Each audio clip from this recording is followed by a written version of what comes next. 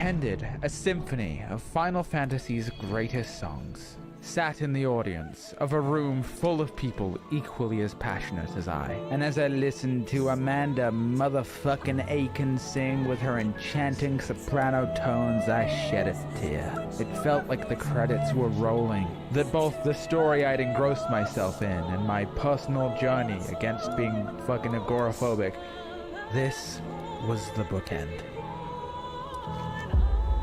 And so I continued to play, to enjoy and savor the experience bit by bit until...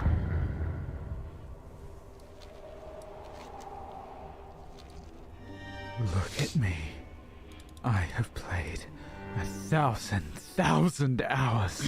I've caught up on the story. I've done all the raids I wanted to do. I've made all the glamours for all my jobs. I've played new jobs. And yes, I've even welcomed new players to pick up the game and give it a try. Now I sit here watching the game I love slip through my fingers the same way it did before. How do I stem the tide of this dying light? Is this all that these games are fated to be? How do I make MMOs fun again? And there I was, on the very cusp of despair, until I saw him. You should really take a break and come back to it later. Maybe if you took a break, you'd have more fun. Such ageless wisdom contained within a JPEG. His oh-so-friendly smile pulling me from the dark. Maybe all along, what mattered wasn't the state of MMOs, or whether to quit, or the lost joy of youth. Perhaps it's nothing more than our turbulent minds trying to make complexity out of a simple question. The question was never, are MMOs dying? The real question to ask is, are you having fun? A class. In this world, it is something that the goddess blesses us with. You are classless. Skills are a blessing from the goddess. They're not something you just choose to get yourself. YouTube, you guys can join me. Watching YouTube. Even if I have no class or skills, I'm not going to let that About 12 months ago, I was getting pretty fed up with the amount of slop I was consuming on a daily basis, so I decided to make the active, conscious choice to just play more games, because we've reached the point where my attention span is so fried that watching a full movie makes me feel like a Greek scholar. Now, don't get me wrong, not every new game I played was a positive, transcendent experience, but I noticed that when I really set aside time to just play, and I'm talking Sandpit and Barbie dolls here, I found that if I was willing to look for it, I could find that feeling again and again and again and again. And maybe it was harder to find things that really spoke to me in the way that Final Fantasy XIV's story did, but some things got pretty close. There's an infinite amount of people out there trying to make something great. They've been doing it long before I was born, and they'll keep doing it 14 billion years into the future. There's always gonna be a world of outer fantasy for you to experience. And then one day, I logged back into World of Warcraft, and I was stood in front of that tree. It wasn't malevolent, it was just part of the Elwyn Forest. And I had some kobolds to go kill. And then the same thing happened with Final Fantasy. Recently, I've been having some of the most fun I've ever had. But what I've learned is that you can't force it. You either have to go away and hope it returns to you naturally, or maybe you have to accept that sometimes things change. I don't think MMOs are dying, but I do think that, like many of us, they've changed with the times. They aren't designed to be forever games anymore. You're meant to play them seasonally. They're designed to be friend slop. And I know that's not to everyone's taste, but I'm actually pretty okay with it. I like the variety. I like going away for a few months and then returning home to a central place that I know. Because no matter what you do, one day the servers are going to shut down and all that's going to matter is how much fun you had. Inevitably, I'll probably become disillusioned with the game again, but I just hope that next time I don't miss the forest for the trees. It's a new year, so go play some games, go make some things, so awesome, and remember, that you can get them out the only thing 30. you should want is to play on the playground. Ugh, I'm dying. Hello, my little really good kittens. video. Thanks again to War Thunder. You can use my links below to get your rewards, including 100.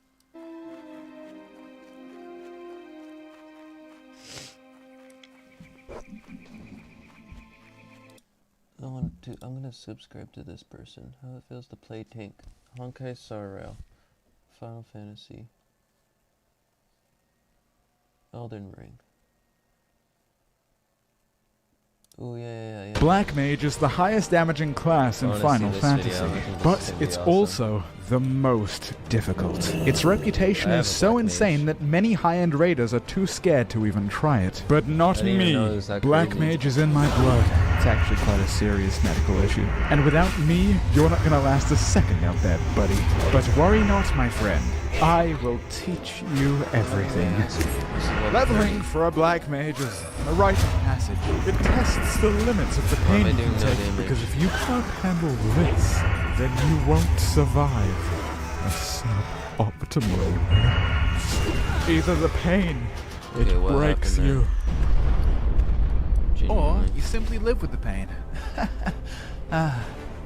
But always remember, kids, no matter how bad it gets, it always gets better at 50, 60, 70. Now, do you think you're ready to level a Black Mage? Think again. You have to prepare your weak mind and body. Steel yourselves with passion and fervor. Prepare for the hellish quest that lies before you. 6, 7. My first class was a Black Mage, and it is true what they say. No mobility, an awful rotation, and worst of all, bad damage. But every class struggles with something. Ninjas don't get AoE till level 38. Summoners kinda suck till they get to like 80. I don't know, I don't play Summoner, they're like a fake mage class, fuck Summoners. And yes, Black Mage might just be the worst class at low levels. But you have something that they don't. A giant hat. And a future. A destiny. A promise, if you will. A promise that you will become a god. A promise that you will become a being of pure violence.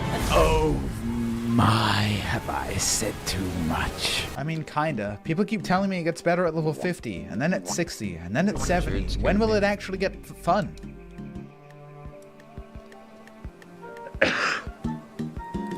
Perhaps the most taxing thing about leveling a Black Mage is not the gameplay, but the constant reminders that 10 levels from now it's gonna be so much better. And you know what?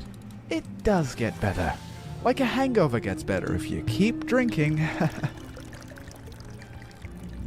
Now, most jobs start out quite simple, get a bit more intricate as you level up, before at the high end becoming rather confusing. But Black Mage kinda neglects that middle bit, which means you sorta go from, oh, this is pish-posh, this job is simply too easy, to some random point in the future where your once unbridled confidence has now turned into...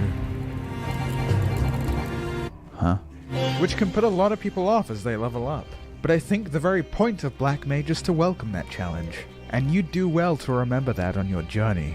Face the challenge head on. Savor that feeling of ignorance, because you only get it once. I believe in you. Now go!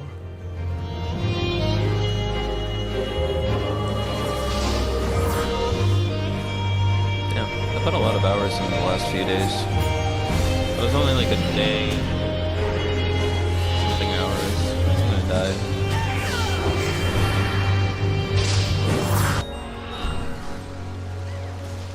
Hello!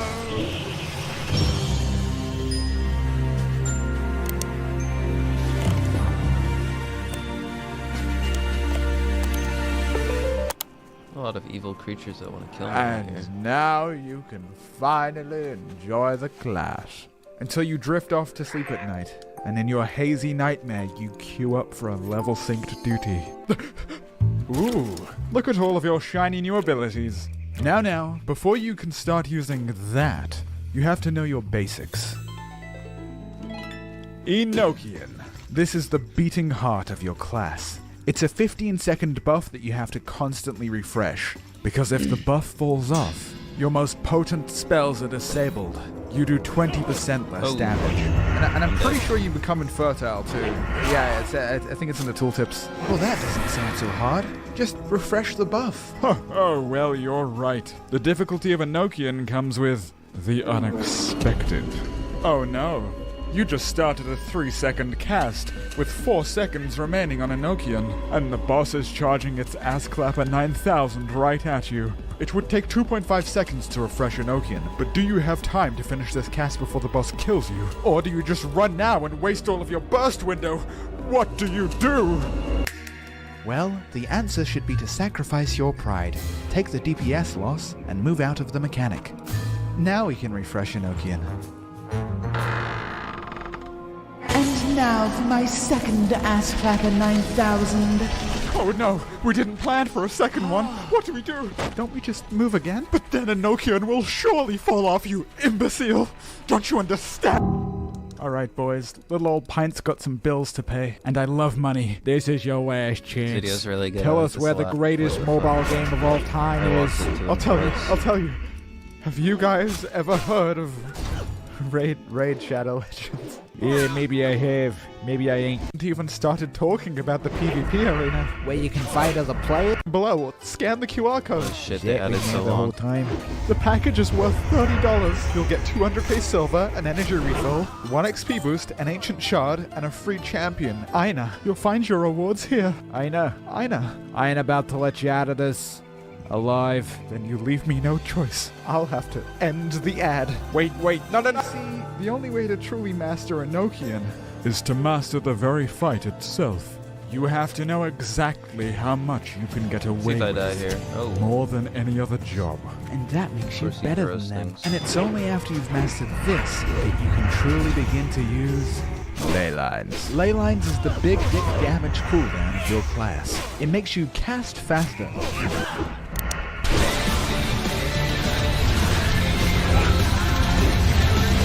Of course, you have to play so loud. 15% faster, But also, if you step out of this funny little circle, then Oh, ley it's- lines is the no video's longer louder active. than me, And I I just mean, realized. sure, you can walk back in, but we There know you what go. happens to naughty little black mages who walk more than they have to. Don't we? Truly the deadliest Mr. Beast challenge. Because only when it's perfect is when you have the knowledge of when you can sit in a circle for 30 seconds. And you do have to plan what you're gonna do. Your cast times are long. Your entire burst window can be shut down by just a poorly timed attack. It's a lot of pressure. The apex of perfection, down to every step you take. Okay. I do not want to be in that room. But with the biggest room for failure. And you will fail. It's the ever-present threat that claims Black Mage after Black Mage. And no matter how cracked you think you are because of your high That pass ability or isn't ready mythic yet. boss kill, you will fuck? fail. Everything comes together, it is ecstasy. And just like when you fail, when you succeed as Black Mage, you are just as responsible, and everyone around you knows it.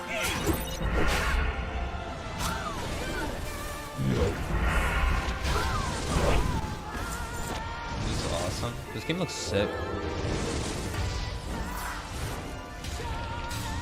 It's a Final Fantasy game, so of course it looks awesome. His damage is so high. And every victory you earn is because of your skill. And your skill what? Why would you do that? Die. I was helping. No! Don't leave me! Don't leave me! Awaken to a world Hey, of speaking wonder of Final Fantasy in Online. Final Fantasy XIV Online. My friend, you meet the one part of the encounter you can never research or prepare for. human error. Pulling you out of your ley lines because of mechanics. To placing down AD effects on you. Or worse. Even Oh my god. out of range. Forcing you to move. If there's a black mage in your raid group, allow me to send this message on their behalf. Not that it's any of your business, but fuck you and fuck off. And leave me to my ley lines. Oh, the border's cracked. I believe I might fall. Black mages tend to have a complicated relationship with their raid group. Black mage brings absolutely no utility. Except for big damage. You don't bring the reses that a red mage can bring, or the defensives and ability of a machinist.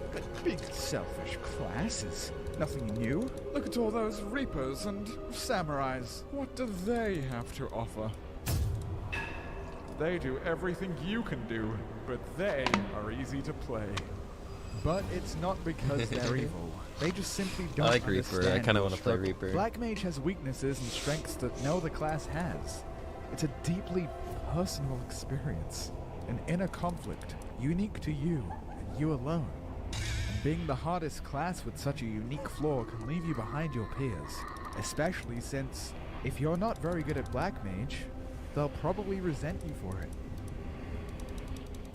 Who the fuck are you? I'm a red mage. Who? A red mage. Asked. Laugh all you want, but you're wrong. You expect everyone to play around you. Oh, healers, heal me. Oh, DPS, stay away from me. And I am sick of it. Playing Black Mage optimally is a team effort. Everyone has to do their job and get along. Bossing people around isn't the way to do it. You're the one deciding to play Black Mage, so it's your responsibility. And if you're not ready for that, maybe you should try 10,000 hours of Red Mage instead. No. That's right, bitch. This is my show now. Red Mage has everything. A simple rotation, but it's incredibly fun. It's scattering time. The only DPS with a heal. Awesome. Unlimited instant cast reses. Oh, your raid members will love you. My utility has saved countless raids. The damage is lower than Black Mage, but it's still one of the highest in the game. And Black Mage is so difficult, it's actually detrimental to the group.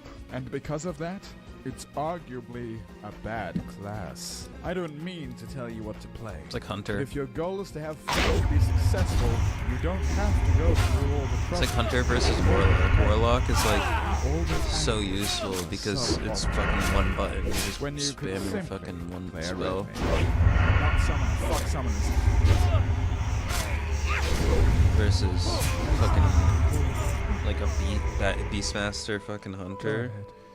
Which, if they fuck up, they're fucking annoying, like insane rotation and fucking technical shit. And they're screwed. What's the point? No one would turn away a good player in favor of bad just based on their class. Nobody would do that. I could get good.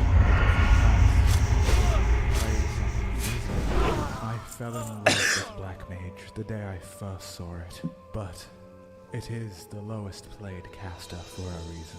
I guess sometimes you just have to know when to throw in the towel. And you have to know when to pick it back up.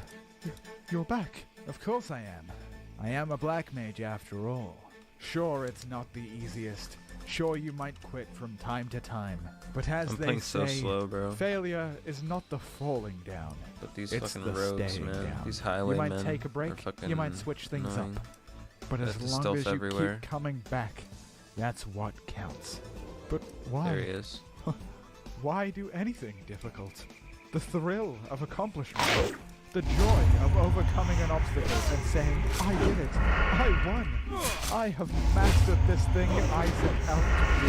Because as you proved that you could climb these mountains that you set for yourself, you proved to yourself that you're capable, and that maybe, next time you think to yourself, I can do this, it's worth listening to. And that, my friend, makes this world a much less scary place. Whether it takes Do it 10 like hours this. or 10,000, that is what it means I to would be. pull that person. What's up, my little gobbledygoos? I'm gonna be playing Shadowbringers on Twitch, so if you're interested, also I won't. Yeah.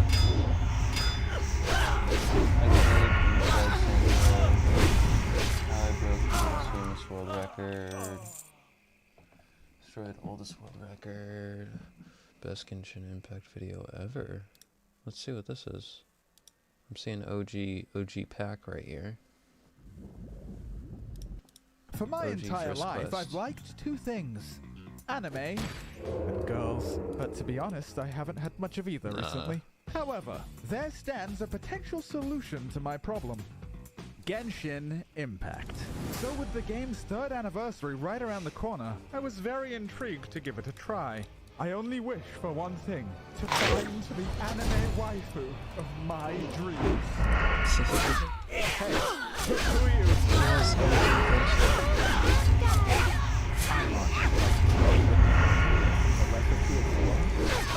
So Paimon and I began our adventure to find the anime waifu for me. I immediately began misbehaving. I began killing everything I could see and climbing every wall. Okay, That's how you're meant to play. And deep inside the forest, I found something. Who is that mysterious boy? I've played I definitely this haven't part. seen him all over the place online. The first 5 minutes. They fled the scene of the crime and left behind, quote, a shiny red thingy. Oh, this definitely isn't evil. Then Paimon ate it. I continued onwards and met a girl called Amber. And she's the first addition to my party. Me and Amber were chill. We bonded by going into the woods with her house. She thanked me for walking, and then took me to the city of Mondstadt. Amber thinks that's cool, and he's pretty cool too. She gave me this spider that's unregistered and has the spider filed off. But right as Amber was about to tell me about the Knights of Favonius for the 18th time since we met, I don't know what Dragon. that dragon has with that boy, but there's only one thing left.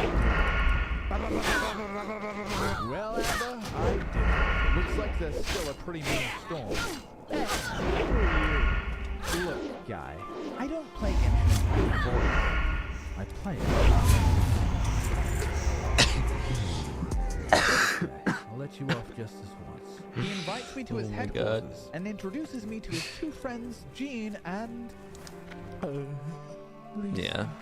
I only knew a few things about Genshin Impact before I started playing. You gamble for anime girls. People love this guy, and this guy, and this guy, this, and I'm out of people range. who love Lisa are crooked and despicable people with no taste. They put the bottom of the ocean in the front door, and damn, by opening my fist. And here I am, falling in love. Great. So me and Amber decided to help her out, so we went to the wind temples to stop the storm. Temples are pretty poggers. These fucking roads. These people taught me about how Amber likes to bring Let's see, temple number 2 is all about the boy and his ice. And then temple number 3... Turns out Lisa's actually pretty darn good in combat. If a character is wet, her electricity does her. And she can do this. That's the wrong clip. And with that temple complete, we put an end to Storm Terror's terrible storm. Yay. And they give me Lisa for free. Now I had to grind out some XP to continue the story. So I took to the wild and started just running around killing stuff. Exploring in Genshin is just satisfying. Doing your cool little anime moves, opening the chest with the thunk thunk thunk sounds, and every 20 feet there's something to do. And the whole time Surely it just there's. looks gorgeous. Then I started to struggle with some fights. Too many. So I fed Lisa some XP books I found and got distracted for 20 minutes listening to all of her voice lines. Blitz, you've been a naughty boy. Weird champ. You've been a naughty boy. You've been a naughty. I suffer from extreme pumpkin phobia. Anyway, time for more story. Wait a minute. There's something about this guy that's familiar. Now, Venti's a little goofy. He wants to cure the dragon using a magical wire. We're simply going to have to steal it. But seriously. But before we can steal it... Then we killed her and took the wire back. And then it was back to the open world, baby. By now, I was quite tired of waiting for my stamina bar to refill. But then I kid you not, as if by some divine intervention, I got an ad on YouTube where Lisa herself was teaching me how to rabbit jump. A little trick where you can move at full speed with no stamina.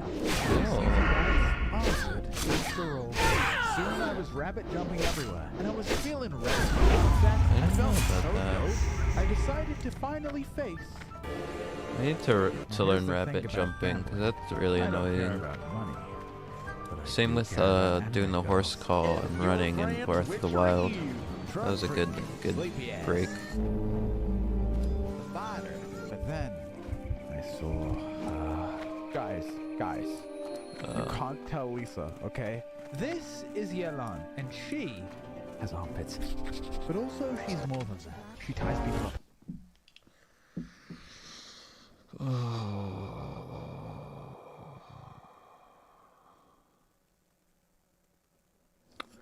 I need to go But bed also, soon. she's more than that. She represents something. A chance to break free from the shackles of liking Lisa. To have a waifu I can be proud of loving. A waifu my friends won't make fun of me for. Yeah, I think I'm gonna spend every bit of currency I have on this lady. Hey. No matter, getting an armpit waifu is no easy task. What? So I just farmed more gems. Wait, what's that? Time remaining? How many minutes? I don't have much time left. The pressure is building up. There's only one way to get my armpit waifu now. It's do or die. I have to spend money on Genshin Impact. Come on, no. There's no way he actually did that. That's pretty cool, I guess. No, There it is. Wait, that's it? Like, her battle is gone? You're telling me I can't get the pit queen anymore? How long till she's back? My stuff.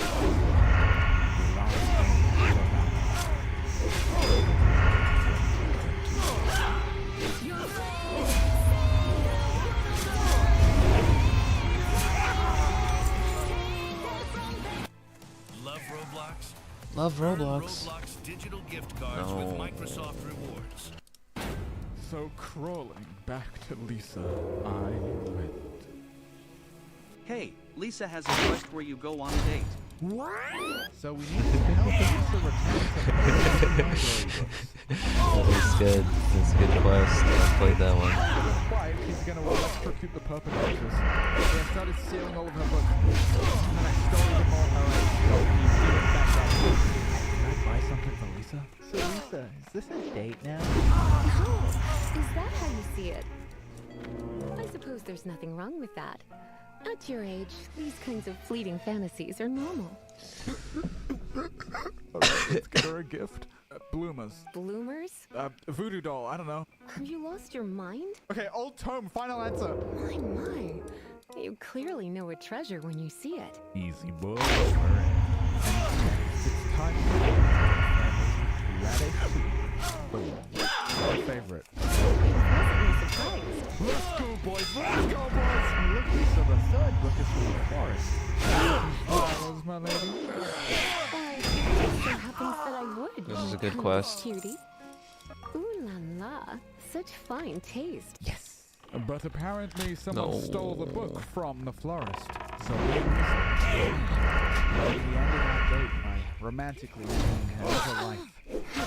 No, boys who do deliver need punishment to keep them in line.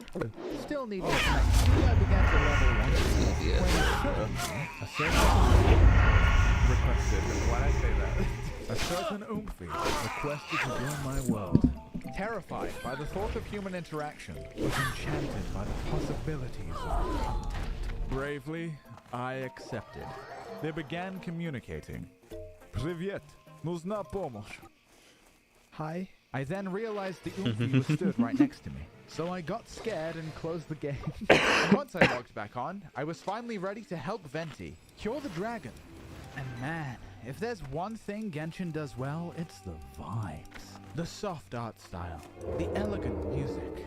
I'm out of range. The architecture. Rubbed and stroked by aching.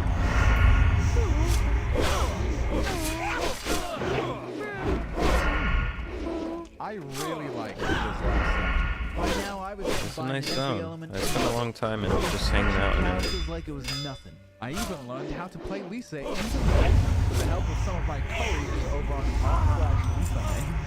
I was starting to get pretty good at this game. I've been getting pretty good at this game. And so I broke each seal to the dragon's lair before finally confronting Storm Terror. It's too far. I think he played as much of the game as I did. He just the intro. I haven't even beat Act 1. I was running around. I was going up the ice. He was no match for me. This dragon is a piece of cake. Oh, hello, my house god. And so we cured the dragon, returned to the magical lyre. But I still had no waifu. Yelan gone. Lisa rejected me. Where will I find?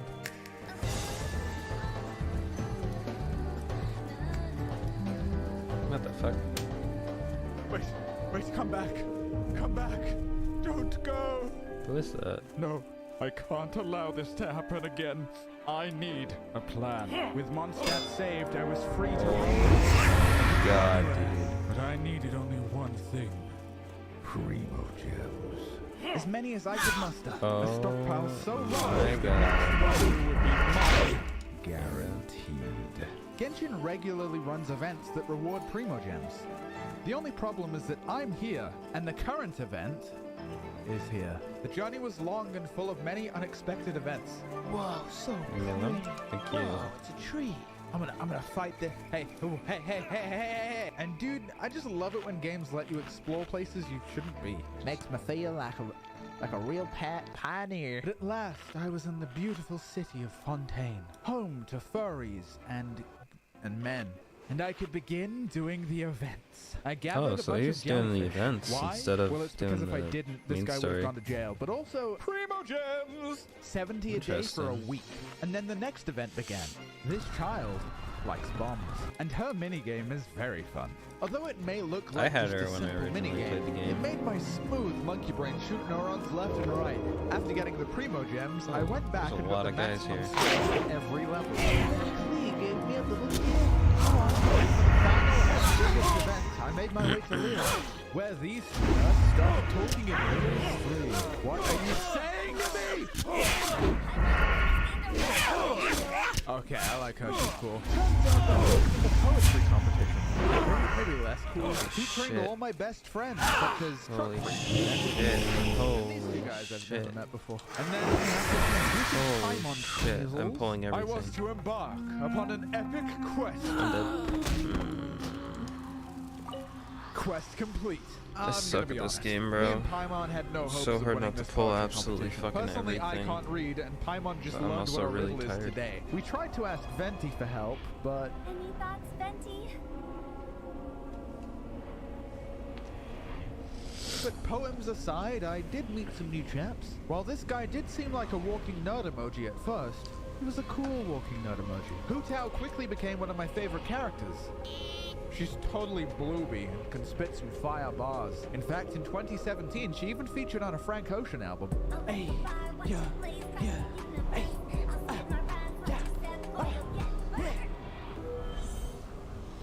Tibia. That's the name of a bone. Interesting top-down angle for their entire game.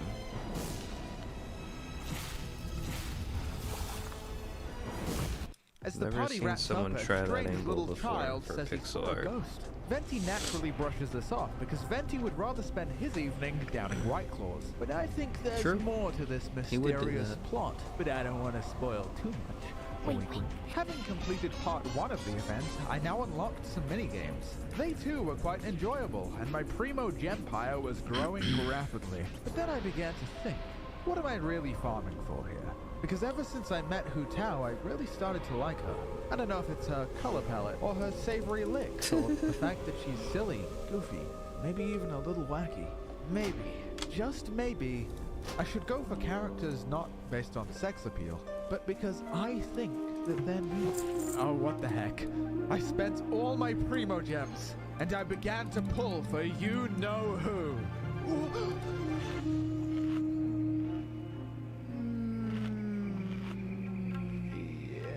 There we go.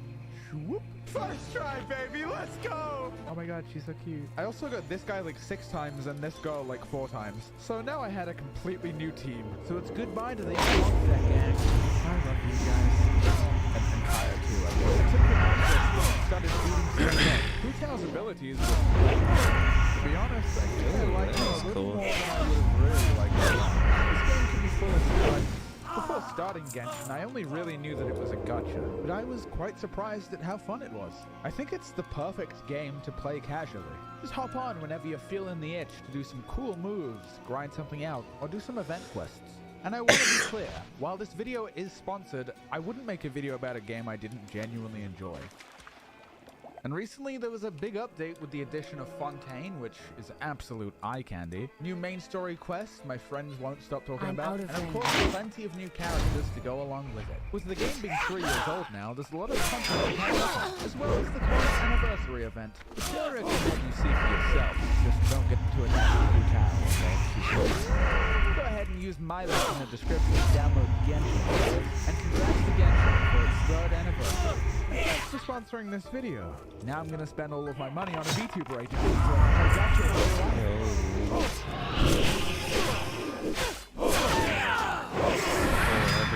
my god, they're everywhere, bro. Holy shit.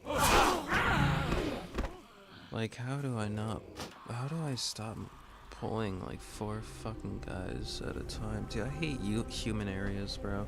I hate fighting humans so much. It's the worst, bro. They literally, the only time it's fun is to fight as pillagers. That's because it's freaking awesome.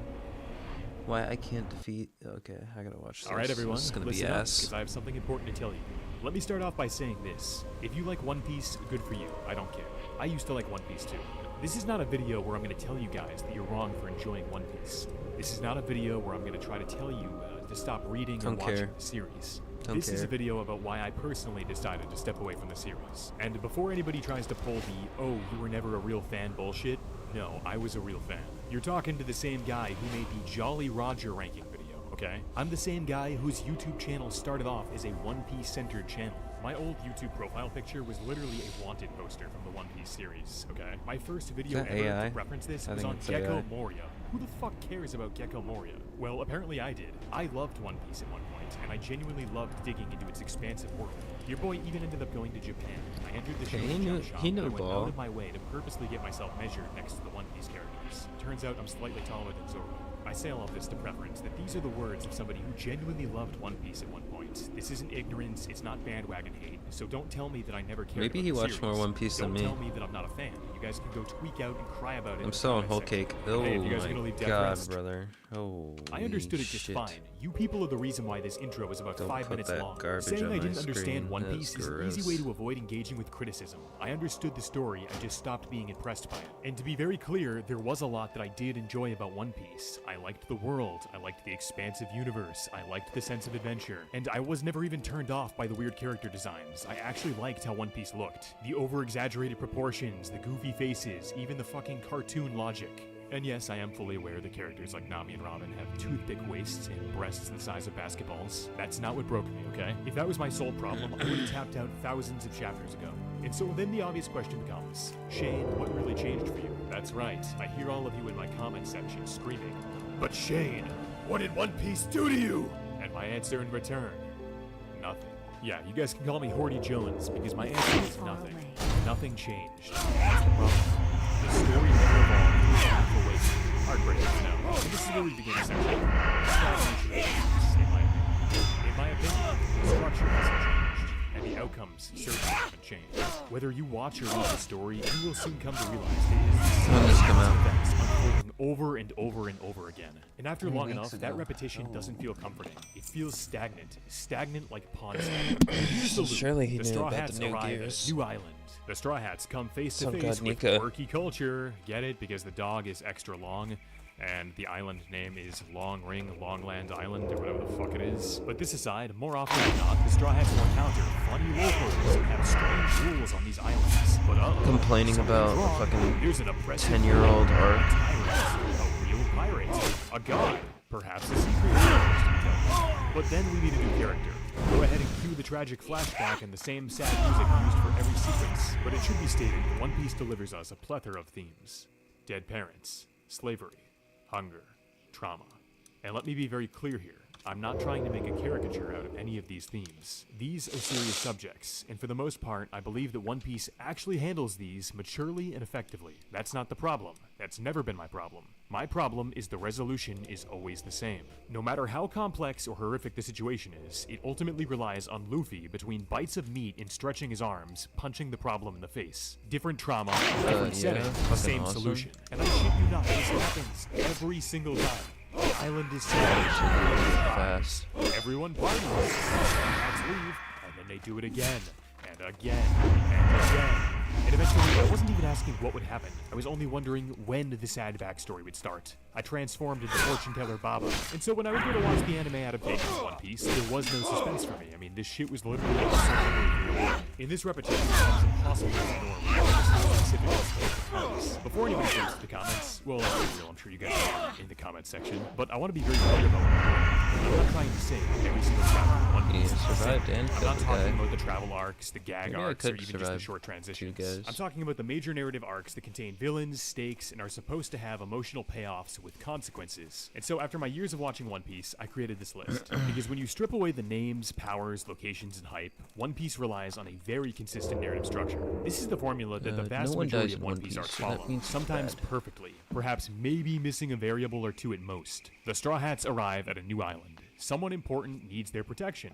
A traumatic backstory reframes the injustice. A corrupt authority is revealed. A larger power structure escalates the said conflict. There's a countdown to the disaster. Luffy clashes with a powerful authority figure. The crew leaves, and then the world reacts after the fact. Now, this isn't just my opinion. This is a clear pattern that occurs time after time, and we should talk about where it applies. Looking back to the East Blue of what I would consider to be the prototype here, we can already see that the foundation is in place, with arcs like Shellstown, Orange Town, Syrup Village, the Baratier, Arlong Park. You have many of these same variables with the oppressed locals, the flashback trauma, tyrant authority, Luffy intervenes, and then the crew moves on. So you can clearly see that Oda has developed his foundation here, and then he tries to build upon this in the Alabasta saga, with Whiskey Peak, Drum Island, and of course Alabasta. This is where the modern One Piece arc is unmistakable. Vivi needs protection. Crocodile controls the system. There's a literal countdown bomb. The government controls the bounties increase. And from this point on, the structure becomes the default.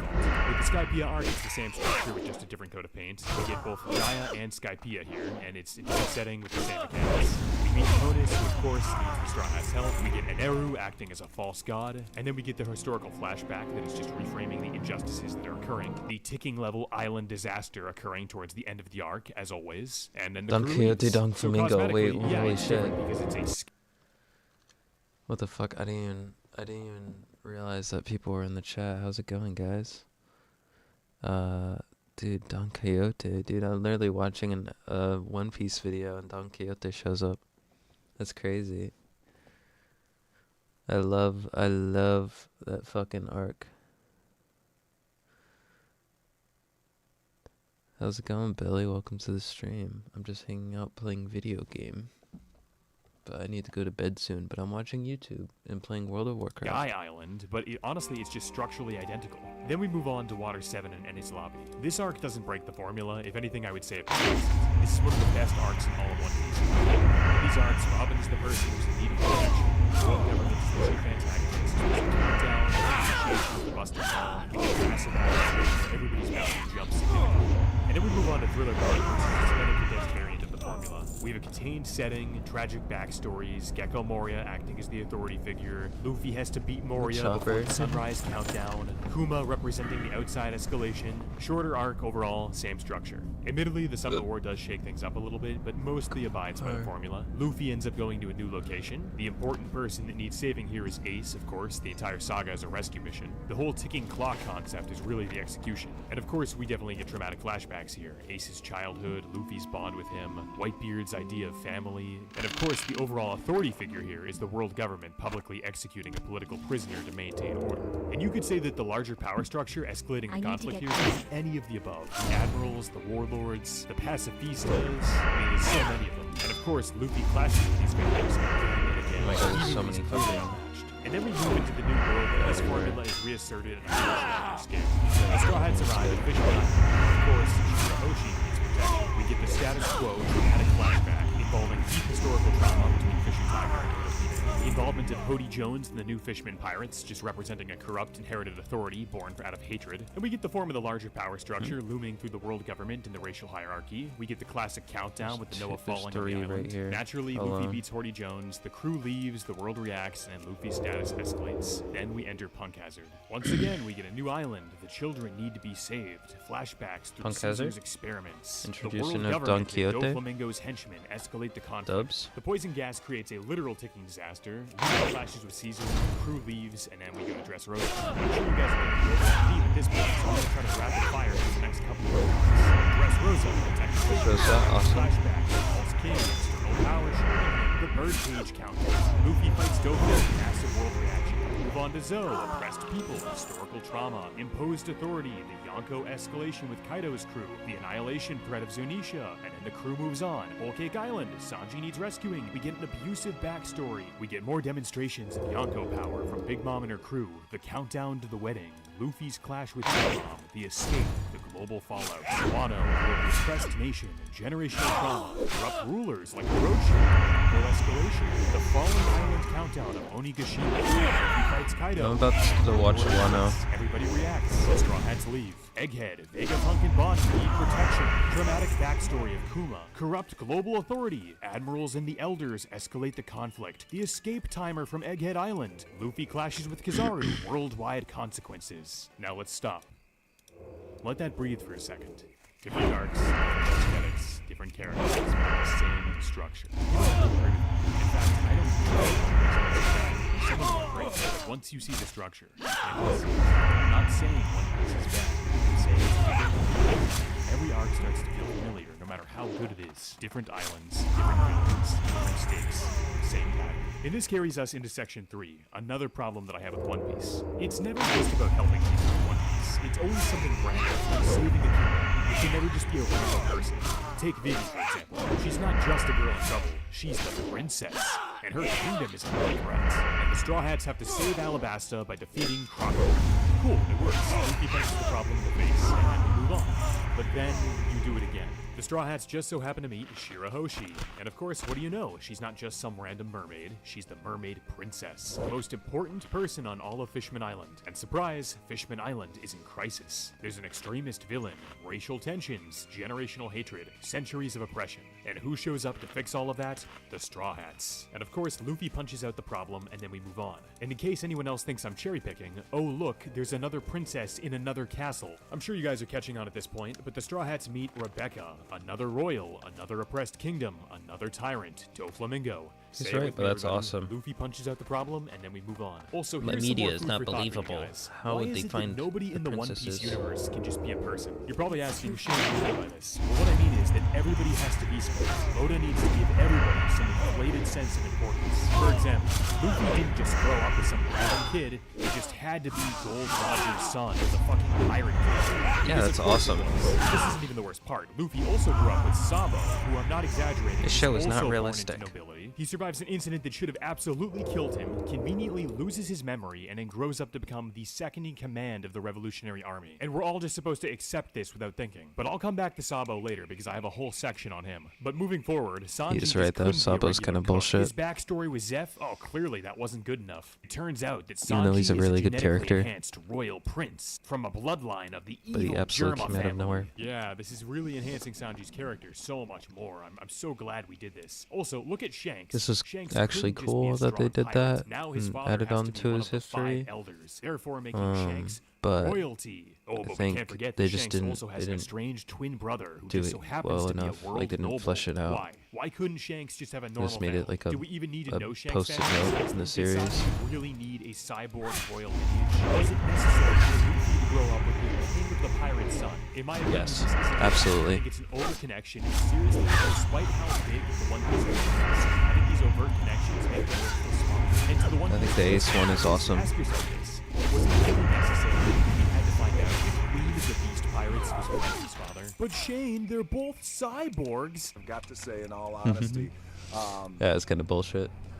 it's the biggest piece of dog shit that I have ever heard. It's not I could have perfect. gone the It's rest not of my perfect. life without knowing this. Everybody has to be connected The in Ace some is weird, perfect. intricate way. It amazes me that Oda will tell us some useless piece of trash knowledge Sabo, like this, but we get it's no not information perfect. still after 25 plus years later about the Will of D, and we only get a tidbit of information about the Void Century, essentially confirming what we already knew, that it was a global war and that the world government had erased history on purpose. Now, to all the One Piece fans here, I'm not trying to be pretentious. I'm just imploring you to acknowledge that A little as the bit story has pretentious. gone on, more characters are revealed to be either royalty, the children of legends, ready yet. connected to the world-shaping families, directly tied to the world government or the Five Elders in some way. And overall, as large as the One Piece world is, it becomes claustrophobic when every single character is connected to one another in some weird way like this. Everyone has to be It's super. awesome. And when everyone's super!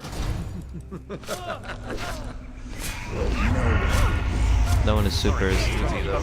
So Through time travel shenanigans, we get to meet Kosuke Why is this- Momonosuke, why is who this I will line? refer to as Will, who turns out to be royalty, because of course he is. And once again, the Straw Hats need to overthrow the evil villain Kaido and restore his kingdom. yeah, it's almost like that's what the whole series is about. Restoration by once again Luffy punching out the problem. We lost, and it was at this Keep point politics out of my political anime. because the solution is almost always the same. Notice how I'm saying almost always the same.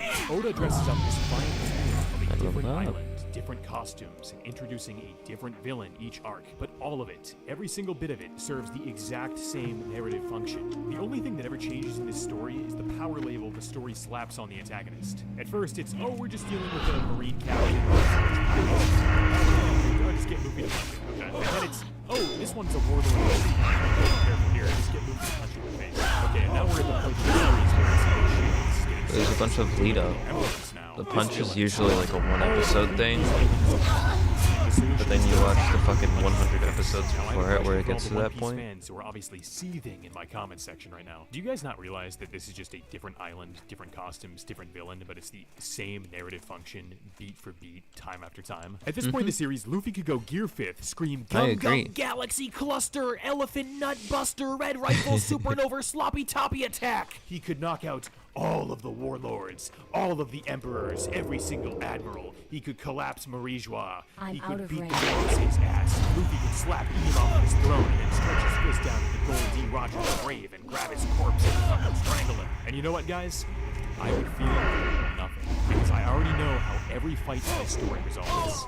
I don't even feel the escalation anymore. People act like raising the power ceiling automatically raises the narrative stakes. And this would almost be true if death actually existed in this universe, and I'll talk about that in full later. But I'm sorry, There you guys, go. there's no There amount it of is. beautiful There it toei is. animation and flashing colors that's going There to it be a is. substitute for good writing. Luffy could scream his head off and His throw the mage- best his one punches in the grift. universe. But if the arc isn't Why well does written, no one then I'm not gonna be die? Why invested is in it the a narrative. feel-good And when we talk about anime? narrative, oh my god, One Piece has a Why is pacing the problem, and ending there is the so only much thing that narrative padding matters? coats this series. One Piece doesn't just have slow pacing. It has hostile Even though pacing. there's an It took entire Moist journey Critical along the 5 way. years to finish this series, and he was watching it with one pace, which skips all of the filler. Your boy did not have that same luxury. I was never the He's same weak. after the Davy back fight round 2. But in all seriousness, need to One get Piece constantly stalls itself through contrivances that exist for one reason. Long Ring wasn't actually that bad. Uh-oh, Luffy is stuck in the pool at Arlong The Park. characters were Luffy gets funny. swallowed by a snake in Skypiea and thinks he's inside a cave, because again, this main character has roots in the journey. It's like almost if you do something different, people will just complain anyways.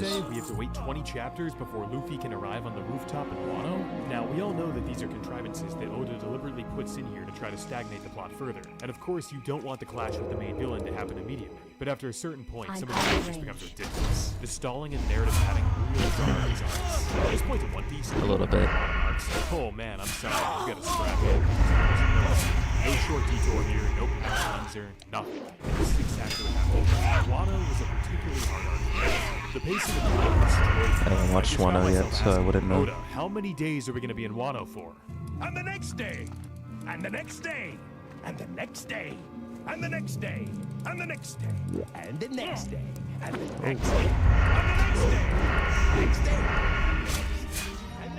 Why are they censored? Now, I struggled getting through Wano, not because of the island itself, I actually thought that was pretty interesting, but I just really couldn't get behind Kaido. And unfortunately for me, I was stuck Really? in Japanese. Now, I don't like to use crude labels like this, so I'm not going to say that Kaido is a stupid villain, but I would say that he is a little bit underdeveloped, maybe half-cooked. He doesn't really have a personality. I mean, we get a backstory with Rock's Big Mom, how he got his devil fruit, the rivalry with Odin, I think that was okay. And then we just spend hundreds of chapters on this. But a backstory does not equate to a personality. You can give this character all the lore in the world, and it doesn't mean that he's well written. When we boil Kaido down to his essence, what do we really take away from him? Well, we know he's strong.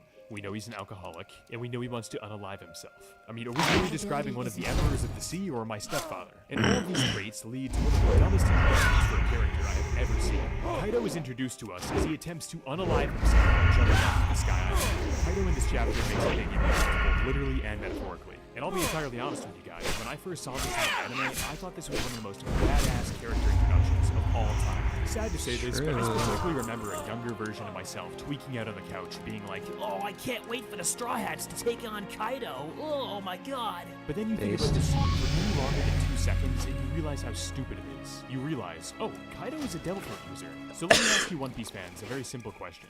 If Kaido really wanted to die, then why didn't Kaido just go play in the ocean, huh? Oh, and I can already hear you guys typing in the comment section. But Shane, Kaido wanted an honorable death on the battlefield. Okay, let's take that premise, alright? Let's say Kaido wanted to die on the battlefield. Then why did he dodge Zoro's attack? Why did he build the beast empire? Why did he avoid things and kill him? If this stupid fuck really wanted to die, if you want to die, you don't spend hundreds of chapters actively preventing it. So it's either Kaido doesn't actually want to die, or the concept was never truly thought through by him. This is the concept for a character who becomes the backbone of a multi-year-long arc. And this was one of my main problems with Wano. You're trapped in this seemingly endless arc with a character who you couldn't care less about. And while the plot is stalling, we're also being fed the same cycle of gags endlessly for decades. How many times am I gonna have to listen to Brook wanting to see some panties? Like, at this point, just show the man some fucking underwear. This stuff happens over and over again. We get Sanji, his nose bleeding at the sight of a woman. I wouldn't be surprised. I'm not excited. I won't lie. This into a plot point. Sanji I think gets a nosebleed Wano underwater and is, practically bleeds out from what I've heard, gonna be kind of shit. Here we are in an arc I'm not with excited racial to watch tension, it. historical oppression, political extremism, the legacy of Fisher Tiger, and the driving plot questions. Oh, Sanji is bleeding too much because he's horny. This, in my opinion, isn't comedy. I think it's just tonal sabotage. And yes, I know this is supposed to be a short series. I've never had a problem with the majority of the characters. In fact, I think some of them can be quite funny, like Zoro getting lost, for instance. I'm not saying that the series can't be goofy, but eventually because we've gotten these gags hundreds of times, and honestly, at some point I just consider this to be wasted narrative space. We could be using this same time to resolve some of the mysteries that Oda himself has introduced hundreds of chapters ago. Oda has introduced so many mysteries into the One Piece worlds, and all of the One Piece fans, they just eat this shit up. Let me get into my template. Will I do the walk of shame? Can I, oh. There's some movies I was pirating. I watched The Goodfellas today. It's fun.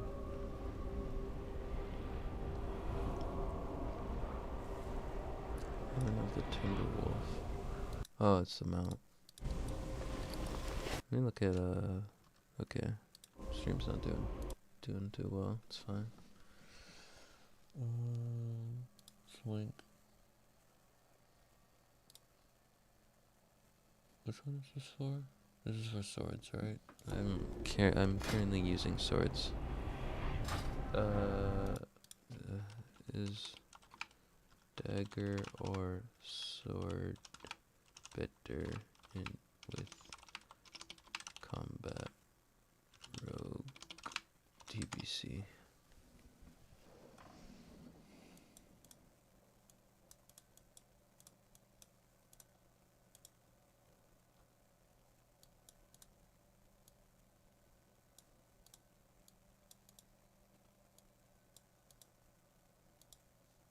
Yeah, okay. Yeah, I can go into that. Let's copy the link. Can I template? Primate actions. New template. Copy import template. Paste. Accept. Yeah.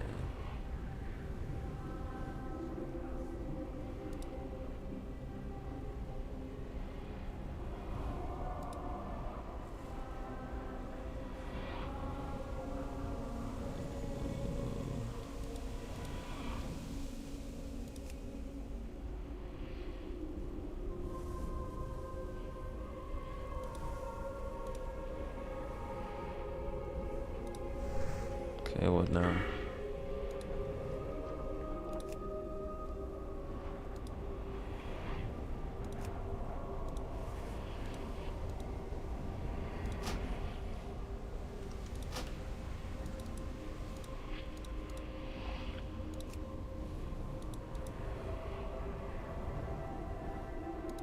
Ooh.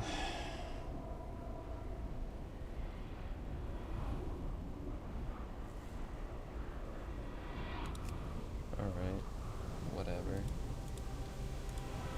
Let's see, where was I with this then?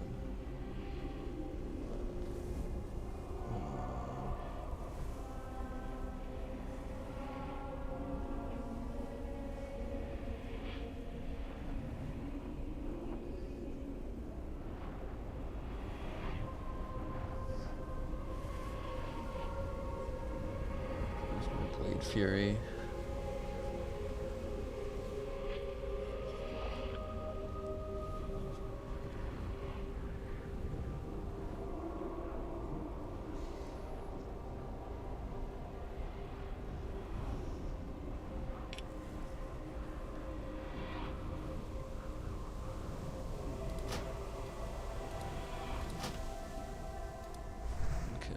So we have Blade Fury. We can use it now, right?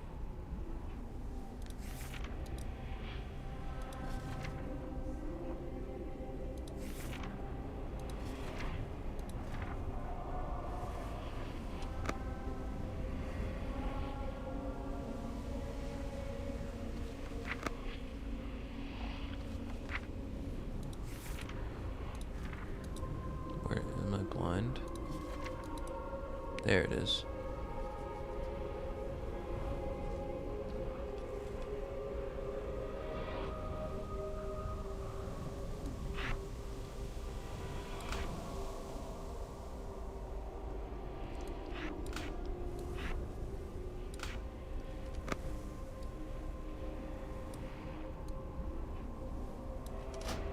Yeah, I don't know. Unfortunately, I think this week aura doesn't help me as much as my other one.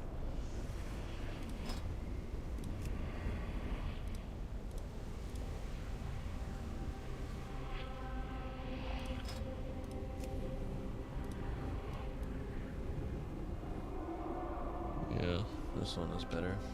Alright, let's watch the rest of this video.